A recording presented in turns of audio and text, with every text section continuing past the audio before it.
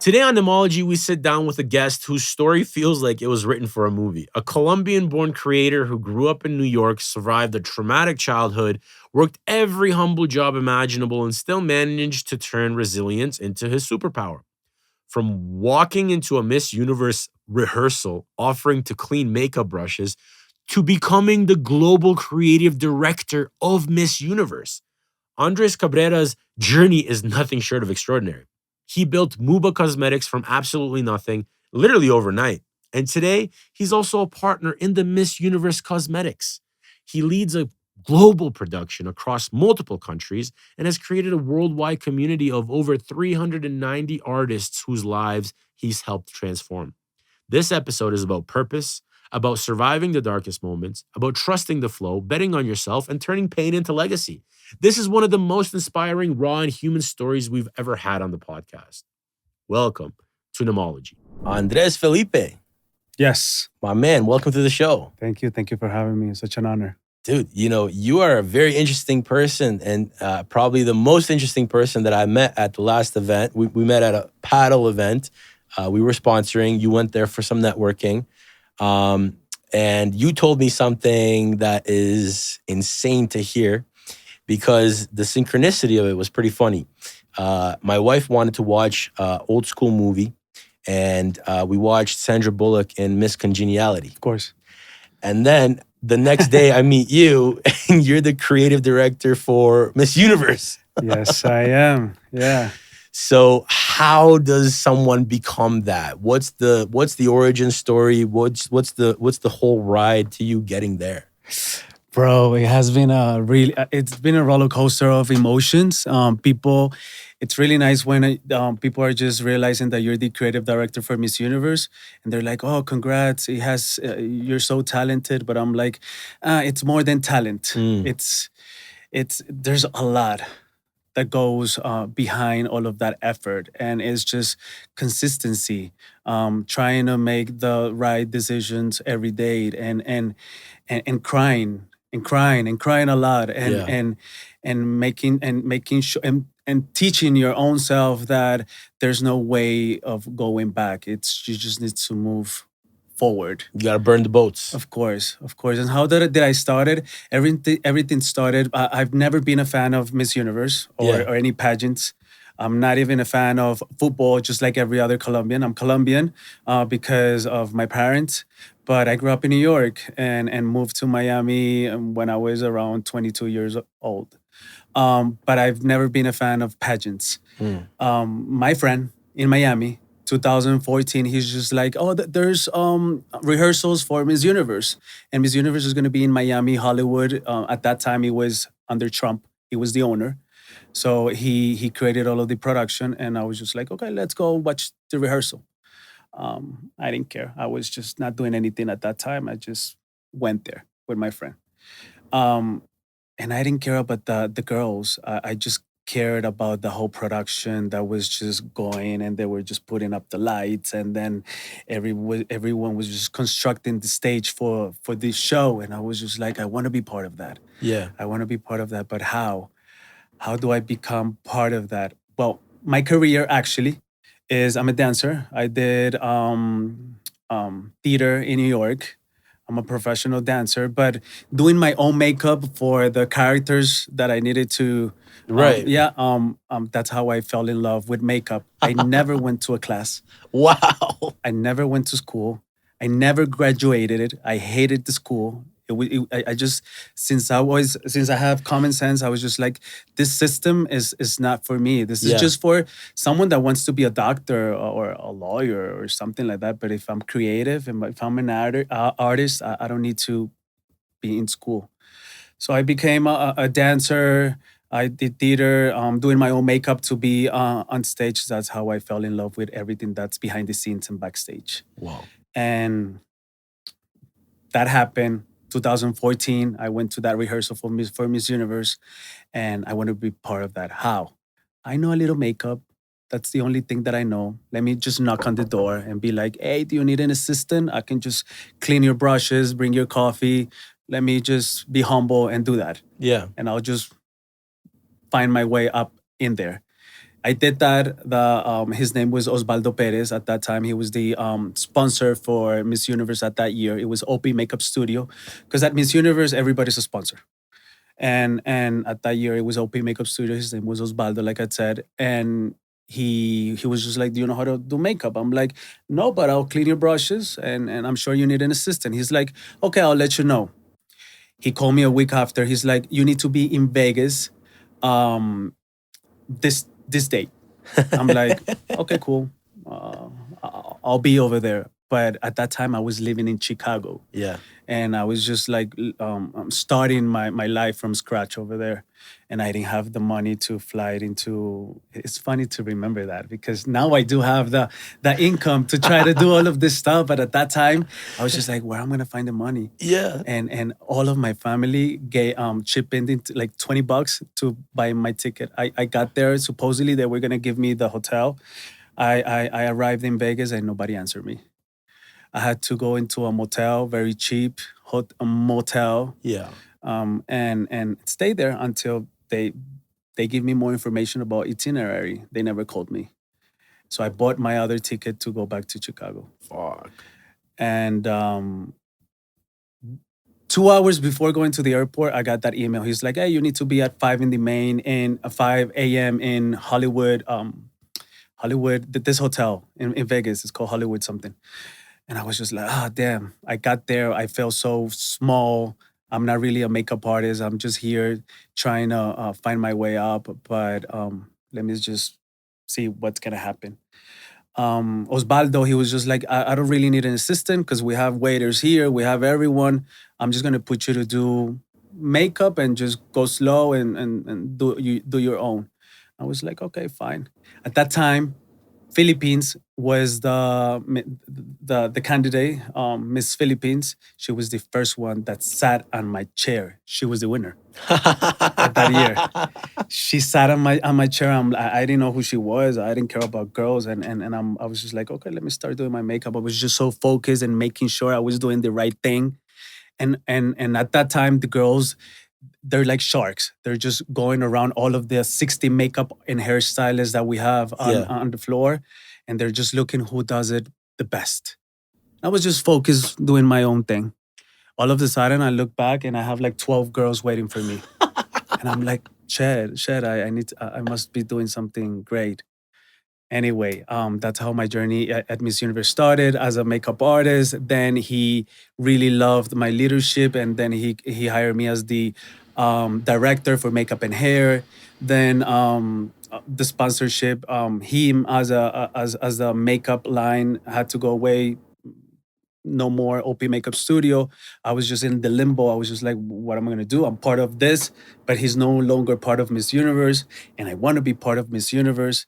Thank God, I created a really nice relationship with the organization, and they saw my work and the leadership and the hard work that I put into something that I loved. So they hired me. They hired me as the makeup director, and they were like, Andres, what are we gonna do? We don't have a makeup line. We don't have a makeup and hair sponsor for this year. We don't care about the sponsorship. We care about the 60 people that we need to bring on board, because we need to pay hotels, Right. transportation, meals, the service. It can cost you for 60 people around $380,000 for 21 days to have just the makeup and hair team. And I was just like, I have the people. And what about the brand? It's not only about I have a brand. I have a brand. I have a cosmetic brand. And they're like, what? You have a cosmetic? Yeah. I just started like 2 years ago, but I can start from scratch with you guys with the team and the brand that you guys need. And she was the owner at that time. She was like, okay, deal, do it. She trusted me. And I'm like, shit, I didn't think she was gonna say yes. Bro, I didn't have anyone. I didn't have Yes. a cosmetic line. It was all a lie. It was all a lie. And I just felt so frustrated at that second. I'm like, I need to make it. I start making calls to all of my makeup and hairstylist friends. And I'm like, hey, do you want to be part of Miss Universe? What? For real? I'm like, yeah. Yes or no, motherfucker? Tell me right now. Yeah. And they're like, yeah, for sure. Okay, I started building my team. I created a team of 22 people, and then and then I was just like, what I'm gonna do with the makeup line? I went into Alibaba, and I just find out the first manufacturer over there. I saw two pallets that I just needed to put the stamp of my MUBA brand at Yeah. that time, and I just shipped it into the states for express. It got home within 20 days, and that's how everything started, Holy by shit. line. And now the creative director, but MUVA stayed within Miss Universe and it grew globally through it was just like around 4 years, and then the new owner, his Mexican, he was just like, okay, I really want to do my own brand, and you have the know-how of how making this new brand, and we want to call it Miss Universe Cosmetics.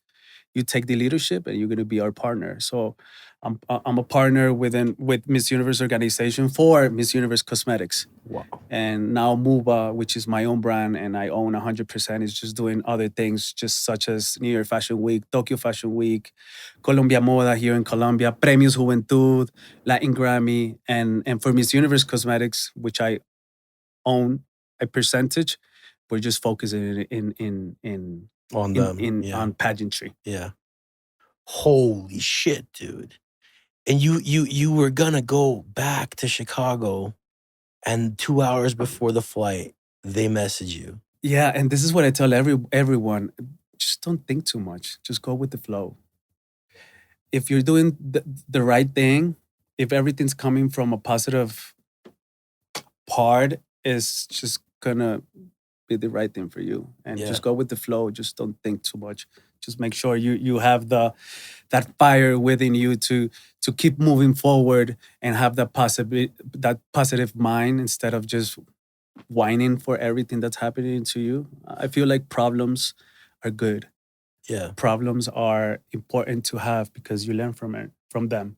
Yeah. And if you have to pay a ticket because you run the light, it's the police teaching you that this is what you're paying for you to learn, and don't do it again. Just like university, you have to pay to go to university Yeah. to learn. Well, I'm paying the city to Right. learn. Right. Yeah.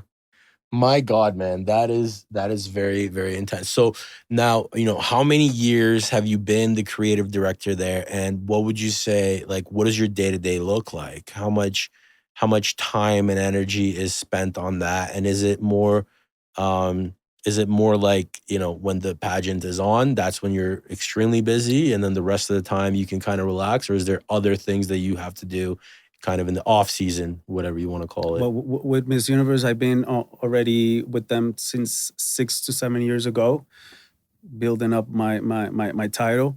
But how is it? It's the entire year. We have franchises. We have Yeah. Miss Colombia, Miss Nicaragua, Miss Puerto Rico, Miss China, Miss. So we have to make sure that all of these franchisers are running the correct way. Right. And once the show is over, the pageant, the global Miss Universe, it's done. We already start by negotiating what's going to be the next country. Wow. It ends and you start working from scratch all over again. It's a whole entire year of working and designing how the next show is going to be. And after El Salvador, which it was 2 years ago, the bar is really high because the president was the one who took over the production and he did a great job. Wow. So I bet you meet some pretty cool people. Every day, I meet a lot of people and I forget people's names every day. It's so hard, but it's great. It's great because, well, actually, that's how I started my agency like 3 months ago. That was because I have so many connections, and people are like, Andres, I need a makeup artist, I need a videographer, I need a stylist. And I'm like, here's the contact. And then I was just like, what am I doing? Yeah. Let me create an agency that it's a one-stop shop for all backstage needs. And, Yes. and here I'm just representing everything that you need in a production. Dude, that sounds really amazing, but obviously, throughout life, not everything is always amazing. And I want to hear something about that. What would you say in your life professional or personal, what was your darkest moment? My darkest, almost a year and a half ago, I went through a really hard depression. It was a rough a month and 20 days of me not sleeping, crying every day, not eating. All of my family and close friends that were like super um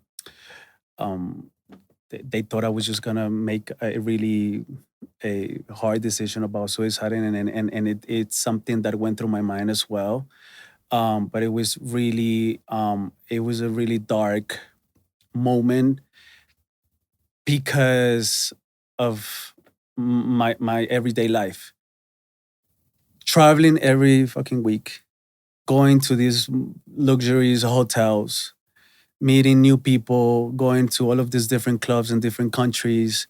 Um, but at the end, it's not happiness. I want my own pillow. I want my own bed. I want my own food. I want to go to my gym. I want to be able to hang out with my friends. And I didn't have that. Mm, And when it comes to, I'm Pisces, so I'm very emotional. And when it comes to love, it just has been really hard finding the right person because nobody understands my career, and it's always a problem. So I went through that really hard depression, and I understood on my own that there wasn't way of going back. I just needed to move forward, and I could be going through the darkest moment, but I just had two options: moving forward or going back and just being, I don't know, having a salary and working, I don't know, at a hair salon, and that's it. That's not me because that's not what I love. yeah. Yeah, that was my darkest. It was hard. It was horrible. Up to this date, it's still hard, but I already educated myself and I already understand that this is what God wants from me, and I'm changing others people's lives, and that's important. Dude, I agree with that 100%. I think purpose is something that we all need to have in life. Happiness is a fleeting emotion. It comes and goes, which is great, but the purpose is what keeps you centered and Of grounded. course. And when you go to all of these incredible places, and I mean, you're hanging out with the most beautiful women in the world, and you're pretty much the guy there in a position of power and authority, and then you still feel like alone and it's all pointless. It took you realizing, what God's purpose was for you to give it meaning, because, the flesh can be beautiful, the villas, the clubs, the hotels, it can all be nice, but it doesn't have a lot of meaning unless you give that meaning. And I had the same thing happen to me when I went to Dominican Republic. When I went to the Dominican Republic for the first time, I was on the beach and I met a guy. It's funny how that happened because this guy kind of gave me a perspective on life. Hmm. And, this was, my family, we didn't go on many vacations. Everybody was working hard. We were, new immigrants in a country, in Canada.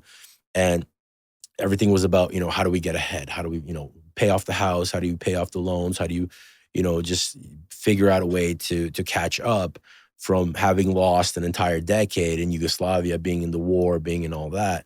How do we catch up with the rest of the world? So the focus was always just grind, grind, grind. And then when we finally felt like we were in a good enough place, I think I was like maybe 17 or maybe Yeah. 18. And we went to Dominican Republic, and, this is, wow, amazing resort, Punta Cana, new resort just opened, 5-star everything.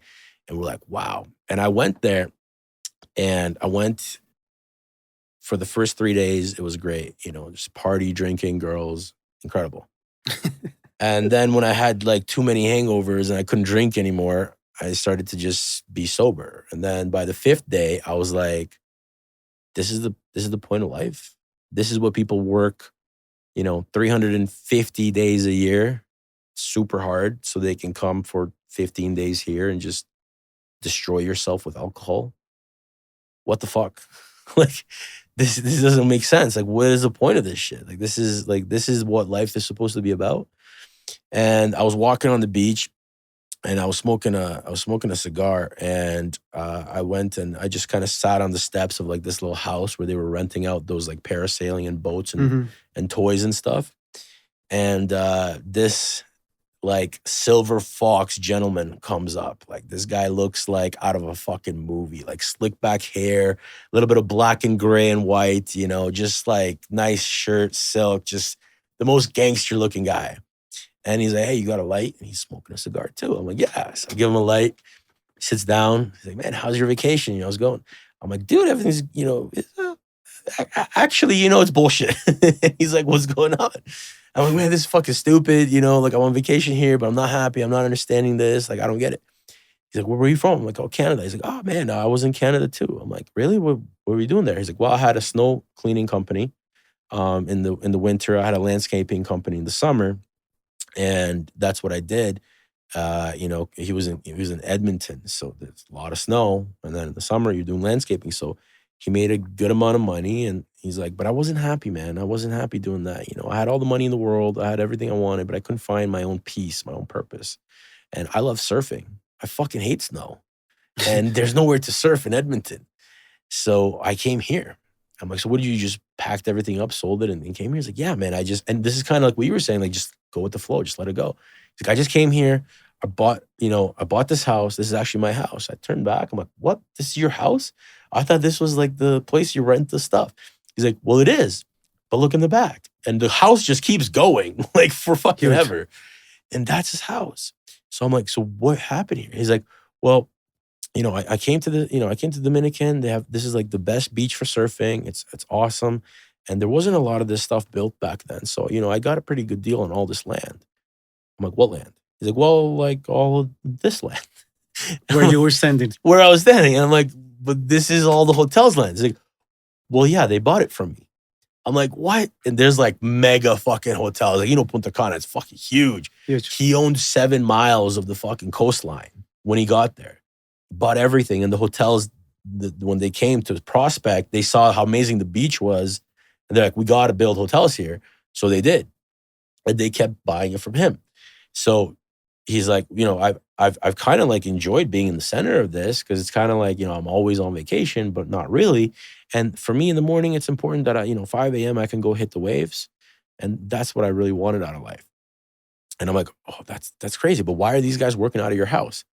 Like, oh, well, you know, they actually came to me and, I had a bunch of toys. Like I had a bow, I had all these things. And they were saying like, where do you get it? Because in Dominican back in, this was like 80s, 90s, it was again, like, how do you import stuff? Like, how do we get boats here? How do we get, these toys here? How do we get jet skis, whatever? So they saw that he already had that. So he said, well, I can do this for you if you guys want. So he did. So now he has the entire coastline and he owns every single boat rental, yacht rental, surfboard, boogie board, jet ski, whatever for all the hotels. And they love it because they don't have to manage it.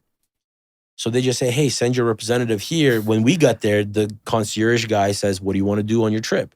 And he sells you all the trips and it's all his company for every single hotel on the entire line. And I'm just like, dude, what? He's like, yeah, man. So sometimes you see like you're making good money and you're not happy. All you got to do is just make a little change. Like I came here with no expectation. I just bought a house. I thought I'd retire. Nobody would ever be around me. And I can surf at 5 a.m. every morning, which is what I wanted. But all of this kind of came following me and the opportunity created itself. And I was just here at the right place, right time. And I just accepted it. And now I don't really ever have to work anymore. But I still do because I love seeing your happy face when you go parasailing, you come back and you tell me that was fucking awesome. Nice. And he's like, this is what I live for. I found my place. And I was like, holy fuck. Then I understood. It's not the vacation that you strive for. It's the purpose. It's the happiness of every day. So for me, even when I have hard times, like last night, we had to get up at 4 a.m. to make like sandwiches and food for the hotel guests. Mm-hmm. Like I was telling you, a bunch of girls, they're young dancers. They have a presentation. So my wife is driving them back and forth to the place. We're like helping put all the stuff together. Why? Because even though, I own the hotel, I don't have to do this, but it's providing that next level experience where these girls are going to remember how we treated them and they're going to come back and be customers for life. And at the moment, we don't have the restaurant open. It's not set up. So somebody has to do this. And that falls on me, falls on the wife. And when we bought the hotel, funny story, it was the Fercho concert. Okay. And 100% booked. And the previous owner didn't pay the liquidation for any of the employees when we transferred ownership. Okay. So every employee quit. So me and the wife there in the hotel for 48 hours with no employees, Working. trying to run the whole thing, clean the sheets, do the laundry, check everybody in. And on top of that, you can't leave. So we didn't shower for like 2 days, just running the hotel while putting up LinkedIn messages for like hiring the new people. And then Monday hiring, Tuesday training, Wednesday getting them to run it by themselves. Within a week, everything was again operational. But sometimes these things happen, right? Like you don't expect the bad things to happen, but you have to love it and enjoy it along the way. Have you done the sheets before? Yeah. Before that time? No, never. Okay, you I've see, never. My mom will tell you, if you ask my mom will tell you that she cannot believe that at 32 years old, I've never done my own laundry. And I truly haven't, but I've done it for others. No, me too, and that's why I was telling you that problems are great Yeah. because it's just life teaching you that you need to be in that spot and do those sheets and go through that. So whenever you have those employees, you know what's the right thing to do. Correct. You need to Correct. needed to do that. Yeah. If you're not willing to do everything, then I don't think you have the right to be in a leadership position Of course. to ask anybody to do anything. Because the reason you're the leader is because you are willing to do everything. And that you understand their position. So That's whenever right. there's a problem with them, you'll get it. Oh, I already know that the sheet goes this way and it Yeah. needs to be cleaned this way and Yeah. whatever. That's exactly it. Nice. And man, I think in life, I've definitely learned a lot from my mom, from my dad, from business partners, from coaches, mentors. So in your life, who would you say was your biggest influence or coach or mentor? I think it's been my own self. I went through a really hard childhood. I was molested by someone in my family. It was something I didn't want to think about, and I never had a father figure. It was just about my mom and my sister. That's it. Just the three of us growing. So in a way, it was just an automatic position of being that head of the house. So if you name it, I worked doing that. I worked at a funeral home, cleaning at Target, making sure that the floors are shiny. I work at Tasty Delight in Fulton Street in Manhattan. I worked teaching Zumba, spinning at a gym. I've done it all. I've done it all. But that was just me trying to move forward and not thinking about my horrible childhood. I didn't want to feel that I didn't want to think about the negative. I wanted to be someone for my sister and my mom. Wow. It was just the three of us. And I just remember when I was a kid, my father hitting my mom with the core of a plancha. How do you say iron? Iron, yeah. And it was something that I was just like, what? That's not something that I want for my mom and my sister. So I've done it all, trying to, like I said, moving forward with with with all of the opportunities that life gives me, and going with the flow is just has been the right decision. And again, doing everything from a positive way and Yeah. not trying to damage anyone, because bro, karma exists. Yeah. It can hit you back in 2 weeks or in a year, but it'll come. It'll Yeah. come back to you. Powerful, man. It's powerful stuff, man. That's an incredible journey that you had to go through. And man, it's the childhood stuff, man, is crazy. It's really crazy. I mean, I'm involved with a foundation here in Medellin. Um, Shout out to Gloria, My Little Guardians Foundation. I mean, I Mhm. love the journey because it's so we have investor dinners and people come and then they, all profit proceeds of drinks, food, whatever, go to the kids. And one thing that we set up, it was powerful. And she said, we want to make sure that, of course, you donate because that's how we fund everything. But the other thing that we want is we want you to give your most precious uh, commodity, which is your time. So we want you to actually come and spend time with the kids to show them a different side of life. And I was like, wow, that's incredible. And the more we got to talking, the more I really fell in love with her mission, which is she's not trying to save 2,000 kids. She's trying to save like under 50. But the kids that already graduated through her program, she's been doing it for 30 years, like they are now young adults that are actually young professionals. One's an architect, one's a Beautiful. lawyer, one's a whatever. They come back and still help the new generation of kids Beautiful. ongoing. And my favorite thing is that Wow. there's no TVs there. There's no iPads. There's no nothing. She spends personal time with each kid, one-on-one and in group sessions. Everybody's learning how to cooperate, how to do teamwork, how to do things together. And that's the most powerful thing, because I know what charities do. We own a charity. I know how for-profit charities are. And we have a good mission in Detroit as well, helping veterans. But at the same time, I also see how it works now. And it is not designed for the nonprofit aspect.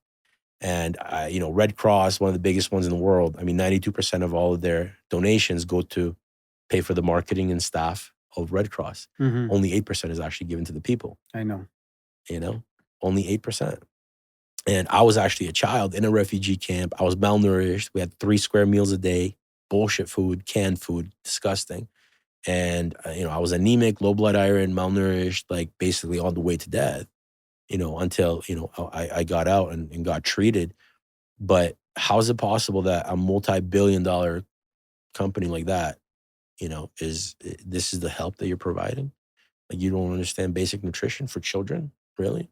So that's why every time I see those things on TV, you see a little kid crying and they're like, donate. I'm like, It's fucked up. bro, I was that fucking kid, but you guys don't help. Like, fuck you guys, you guys don't actually help, So that's why I'm so passionate about the ones that actually do, because there is a way to create the business within and allow it to fund itself. But it takes a big, big brain to do that. Another guy, Paul Hutchinson, he does it for Colombia, the Child Liberation Fund. Okay. He had the movie Sound of Freedom about the child trafficking that happens in Latin America. But this dude is working every single day in that business. He's not there for profit. He's literally working there every single day, financing everything himself. And then people join on that bandwagon. So, that's something that's very, very close to my heart. And it's that time, right, that we all need. We need that time to be spent with us so we can understand how to change, and that there is a way to change, where when somebody just gives you money. I already got that. Yeah. Sometimes, and this is an example that I give everyone. Back in the day, I remember that when I was here in Colombia, and then my aunt, she brings an iPod at those times. iPods Yeah. don't exist anymore. And then she gives the iPod to my uncle. And he's like, "Oh, nice. Thank you very much." He puts it away and he has his own radio and he keeps using his radio. And then I'm like, people really need knowledge and education, and they need really time with you instead of just the material or just money that comes in secondhand at the end of the day. True. And kids, they need to be able to spend time with others so they can learn and grow, because you are what you are when you're already an adult Yeah. for what you were made as a kid. Yeah. And that's important. So sometimes money comes in second. Yeah, it's second because, and this is why it's important to foster those kids, because you don't know the potential or trajectory of a kid. That gets shown later in life. But every kid has that potential. And, you had a traumatic experience. I had a traumatic experience. Both chose to sort of, okay, this happened. Okay, I'll show you, and Mhm. just no victim mentality, but just, okay, I'm going to take control of my own life now. Let's go. But that doesn't happen for everybody. Not everybody reacts to it that way. And it takes us protecting and sharing that time with those children, because who knows, maybe that one kid that had something traumatic happen to him has higher potential than me and you. We maybe have done great for ourselves, Mhm.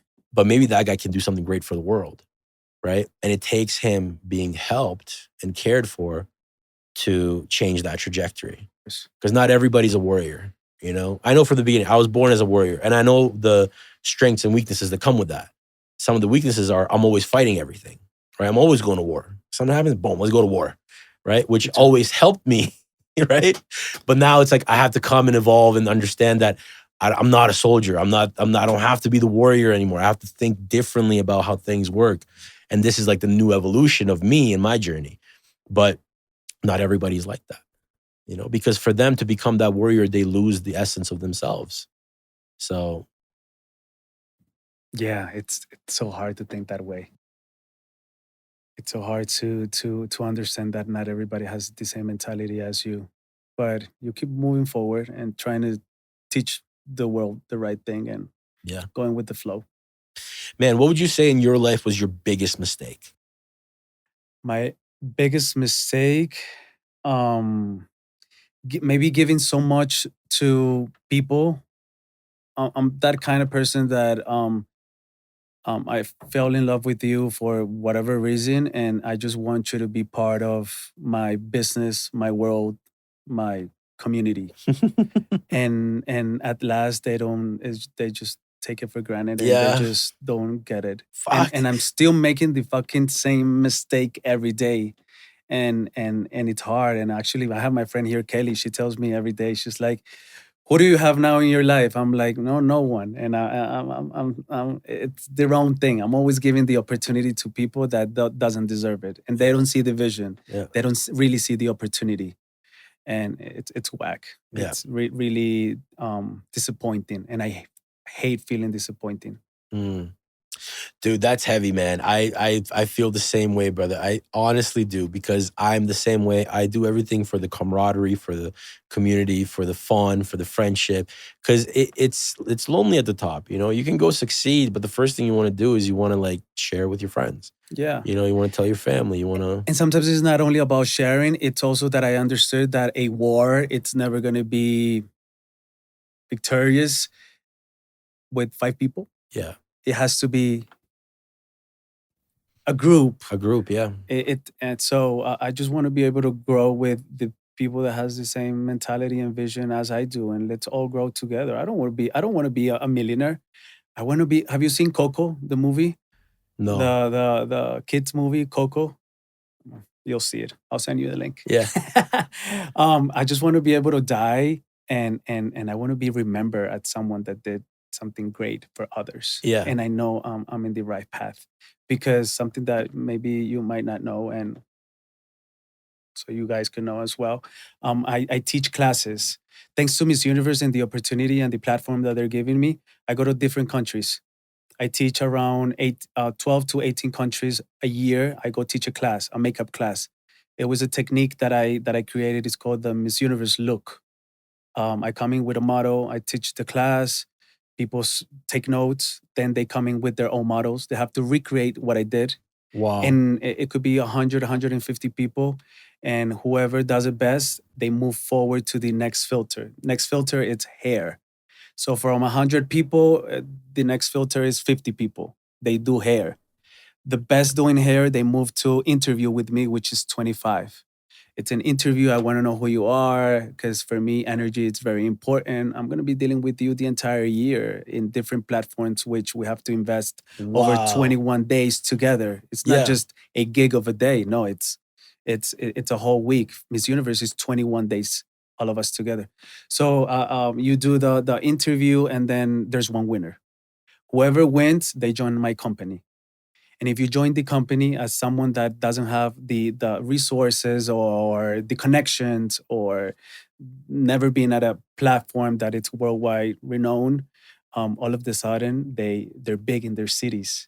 All of the sudden, from doing makeup at their own house, they start getting this big titles in their own cities. They start becoming public figures because they're already part of my company, which they go to all of these big platforms around the world.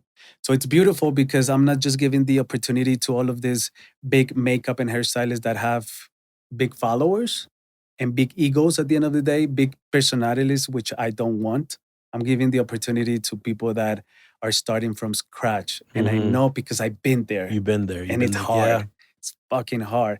So it's an open door for them to be able to grow. And nowadays we have from 390 members that we have in within my community, everybody has a hair salon, studios, and it's beautiful to see how they're growing. So Wow. whenever I die, I know for sure that everybody is going to remember me as You someone. left the world a little more beautiful at the end. Yes, yes, yes, yes, yes, yes.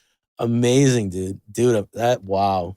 That is so cool. That's like a movie. That's fucking And awesome. that's what I love about my job because, to be honest, I hate makeup. Yeah. Like I said, I've never graduated. I don't have a certificate. I don't have anything. It was just a way of finding me of how to grow. But I'm not into makeup. I'm all about production and growing together. Like Yeah. I said from the very beginning, I don't want to be a millionaire. I just want to feel. I just want to live comfortable, happy at the end of the day because the world is fucked up. I just want to be in peace. That's Mm. why I moved to Colombia. This is the only place where I feel human. Have you seen Madagascar, the movie? Yeah. Okay, that's how I felt when I moved to my Medellin. The zebra. Yeah. All of the sudden, from New York, they go to Africa and Yeah. they see that there's other zebras, and he's like, What the "The fuck? hell?" That's how I felt when I moved here. I'm like, this is my people. This Yeah. is where I need to stay. Yeah, absolutely, man. Yeah. Yeah, Medellin is definitely a special place for that, man. Every intention that you have happens very quickly. You know, if you have good intentions, you get good results. Bad intentions, instant bad results. But the energy flows, it moves. That's what I love about it so much, man. Mm-hmm. Mm-hmm. Dude, let's do a rapid fire round. Do it. What's a book that changed your life? I've never read a book before My man. in my life. I just read a page and then I second page and I'm like, what did I read in the first one? I'm not about books. I've done the audio. Audio, yeah. Never, Yeah. never. No. Yeah. All right. This is my favorite question. If you could identify yourself with any character in fiction, nonfiction, movies, cartoons, animes, whatever, who would you most identify with? Um, I don't know. El Chavo del Ocho. Have you heard of it? No, who's that? Who's that? That's very Latino. It's a Mexican show, very old. Yeah. His very famous show. His his character is already an adult, but he's pursuing his character as a kid, and he's always trying to make the good in others, but always making stupid decisions because of his emotions. Ah, okay. So yeah, so that's how I relate. But at the end of the day, it's also an example that I cannot be that. I need to not rely on my emotions and make sure that I have to think strategically. Yeah. Oh, dude, I love it. We're gonna Google that. Awesome, man. What's your biggest red flag in a person? Red flag, definitely. And this is what I hate, and I'm having problems every day with people because of punctuality. Punctual. Oh, fuck. Bro, it's just hard. Sometimes I'm meeting people, hey, let's go have breakfast. Yeah, let's shoot for Saturday. It's 1 week before. And then Friday, hey, are we going to see each other tomorrow? Yeah, for sure. This is going to be the restaurant. This is going to be the hour. Okay. And then 2 hours before, I don't feel like going out. I'm like, the hell? What about my time? That's fucking disrespectful. Yeah. Even if I don't want to go out, make sure you make it on time because that tells me a lot from you. If you're not going to be there for me, if you're not spending the time for me, why would Yeah. I spend the time for you? And my time is valuable. It's something that I'm never going to get back. Yeah. Time, Time, yeah. if I lose it, that's it. It's gone. It's gone. Yeah. Wow. What's the best money you ever spent? On hiring all of my family, sometimes I feel like I shouldn't be hiring everyone because my business is not where it needs to be able to afford all of my family, but everyone works for me. And it makes me really happy that I don't have maybe um, money to spend on a shirt for me, but I have it to spend it on salaries for all of my family. My sister works for me, my mom, my stepdad, my aunt. I have a cousin, and it just makes me feel really happy Amazing, man. and grateful because all of my family they just used to work in construction, cleaning. It's just all of these jobs that are not. Yeah, basic immigrant jobs. Yeah. Yeah. Yeah. So I'm giving them an opportunity, and I want to be able to again died and live all of this for them so they can move forward with it, especially for my nephews, which I love. For me, those are my sons. I want to be able to have that for them whenever I'm not here. Amazing, man. Um, if you had 60 seconds, what would your message to the world be? Message to the world will definitely be this is a pageant question, and this is a World pageant peace. and this is a pageant answer. Definitely world peace, bro. Yeah. It could be cliche, but it's world peace. It's just so many things that are happening everywhere, and you're like, who's stopping this? Mhm. Why is this happening? Like, I don't know anything about religion and politicians, but nobody deserves to die or feel certain ways. Yeah. It's just horrible. I don't get it. I don't understand. This is why I not watch TV, because I can't be that superhero to change anything. So Yeah. it's sad. World peace, definitely. World peace. Boom, pageant answer. What would 18-year-old you say about you right now? Um, this is a question that I make on the interviews of the auditions that I all the time, all the time. Um, what would they say? That hard worker, um, admiration, keep doing it because you're going the right way and the right path, and one day you're gonna love everything that you did. Yeah. Love it, my man. Dude, how can people get in touch with you? Instagram, Andres Felipe Official, double F. And of course, our brand, which is MUBAcosmetics.com or MUBAtheagency.com. Yeah. Amazing. My man, thanks so much for coming Thank you. on. Thank you. Thank That you. was an absolute pleasure. Thank It's you. awesome to get to know you better as well. And you know, you're a champion of Medellin, so there's always a ton of stuff that we can always do together, and Let's I'm do excited it. for that. There's always space for everything, and there's always everything sums. I'm down for whatever. So count on me, whatever you want, whatever you need. Absolutely. Let's Definitely. go. Guys, that's Nemology. Until next time, world peace. Peace out. What a powerful journey. Andres reminded us that greatness isn't born from comfort, it's built through resilience, humility, and the courage to keep moving forward, even when life gets dark.